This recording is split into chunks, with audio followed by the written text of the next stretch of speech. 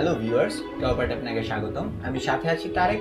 আজকে আমি দেখাবো কিভাবে খুব সহজে একটা দৃশ্য অঙ্কন করা যায়। তো চলুন কথা না বাড়িয়ে শুরু করা যায়। আমরা প্রথমে একটা বৃত্ত অঙ্কন করব।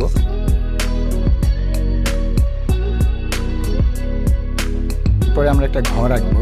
তো আপনারা দেখতে পাচ্ছেন আমরা সোজা দাগ দিয়ে ঘরটা আঁকবো না, আমরা সবসময় তো আঁকি ডিরেক্টলি লাইন টান, কিন্তু এখানে আমরা ডিরেক্ট লাইন টানবো না, একটু হালকা স্কেচ করে করে দিব, ত্রিকোণ করে স্কেচ করব। আর বেশি গাঢ় করব না, হালকা করব, বেশি গাঢ় করার দরকার নেই। আর এখানে তারপর দেখতে পাচ্ছেন আপনার যে আমি কীভাবে আঁকতেছি।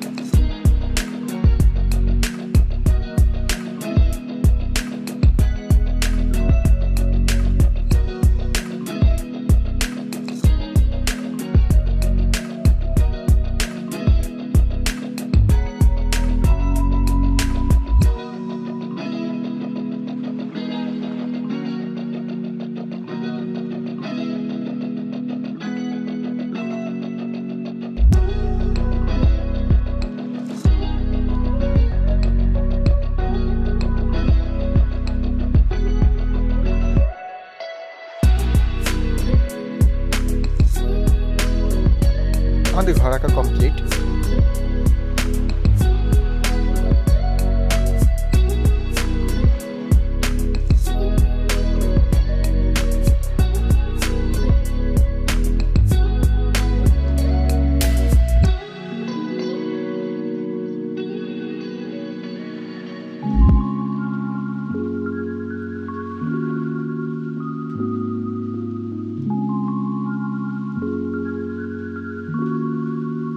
এবার আমরা একটা জাল অঙ্কন করব।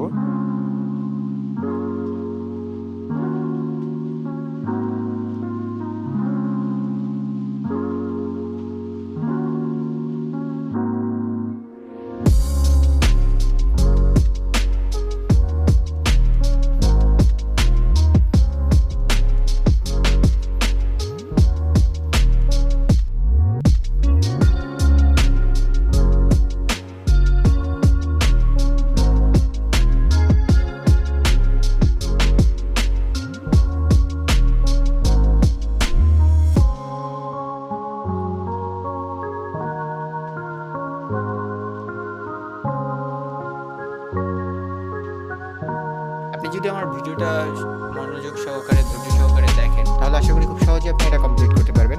এবার আমরা পাথরগুলো আঁকবো। কিছু পাথর আঁকার পরে এগুলোকে স্কেচ করে দিব।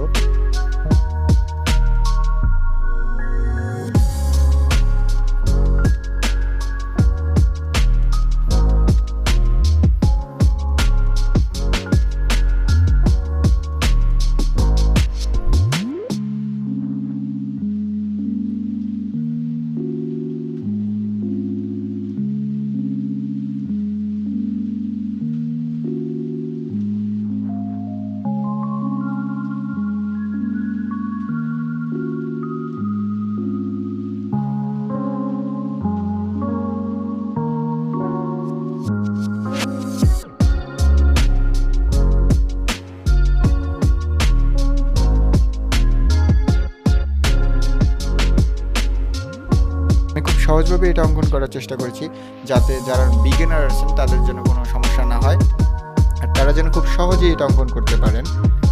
আশা করি আপনি মনোযোগ সহকারে দেখলে অবশ্যই আমার এই দৃশ্যটি অঙ্কন করতে পারবেন।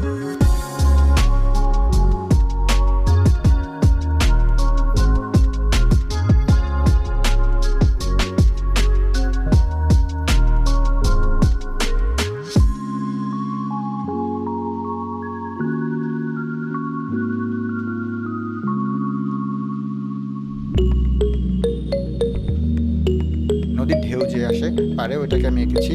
তো আপনারা দেখতে পাচ্ছেন আমি কীভাবে দিচ্ছি, হালকা স্কেচ করে দিচ্ছি, বেশি ডিপ করবেন না, তাহলে বেশি ভালো লাগবে না।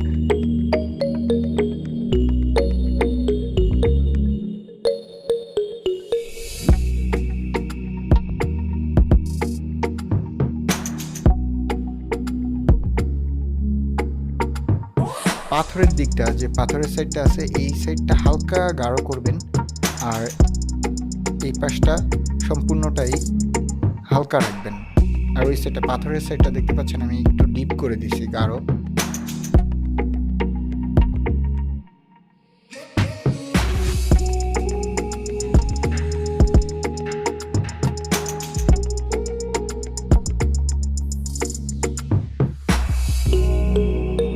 এবার একটা পাহাড় অঙ্কন করব এবং সেটাকে স্কেচ করে দিব। নিচের দিক থেকে আমরা উপরের দিকে পেন্সিলটাকে টানবো যেন উপরের দিকটা হালকা থাকে স্কেচ, এবং নিচের দিকটা গাঢ় হয়। উপরে আমরা একটু হালকা করে দিব স্কেচ, আর নিচের দিকটা একটু ডিপ করে দিব।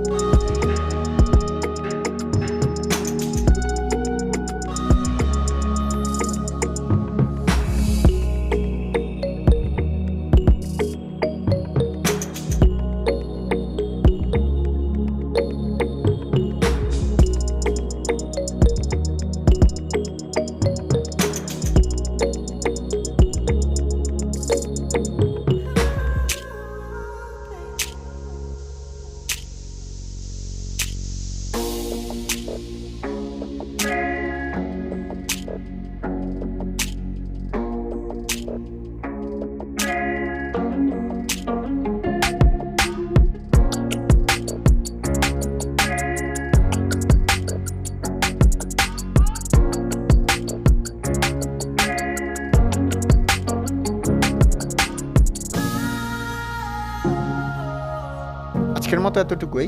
আশা করি ভিডিওটি আপনার কাছে ভালো লেগেছে। আর যদি ভালো লেগে থাকে অবশ্যই লাইক, কমেন্ট, শেয়ার করতে ভুলবেন না। আপনি যদি আমার চ্যানেলের নতুন ভিউয়ার্স হয়ে থাকেন তাহলে অবশ্যই চ্যানেলটিকে সাবস্ক্রাইব করবেন। আর অলরেডি যদি আপনি আমার চ্যানেলটি সাবস্ক্রাইব করে থাকেন তাহলে আপনাকে অসংখ্য ধন্যবাদ।